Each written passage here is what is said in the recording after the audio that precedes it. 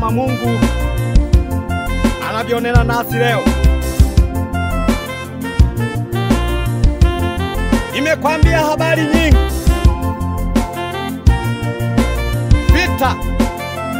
Vita ya matetemeko, vita ya misiba, vita inayopigwa leo.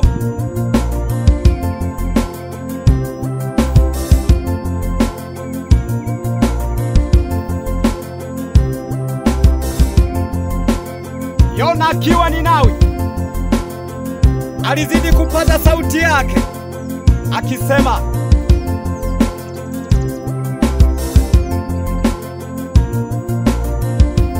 yuko Mungu wa vita juu ya Ninawi, atakayeipiga Ninawi, atakayeipiga juu ya matetemeko, atayeipiga kwa kila aina ya misiba.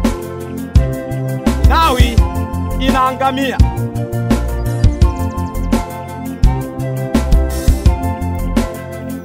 Wakati huna majira haya, zitafakari njia zako, itafakari taifa lako,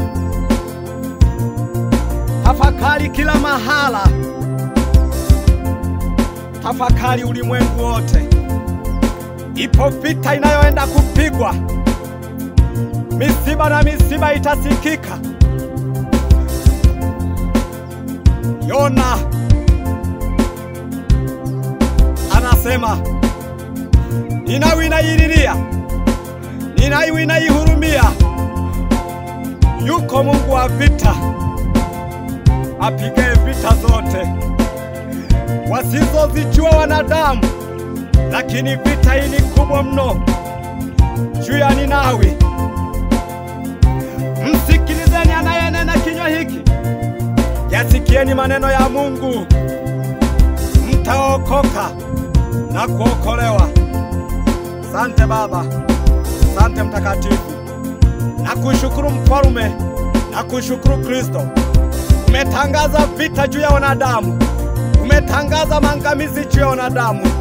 Baba, nakushukuru kwa neema zako, nakushukuru kwa kila mmoja wakalisikie neno lako na wakalitii katika jina lako takatifu, Yesu Kristo, uliyeufanya ulimwengu na kila kinachoonekana.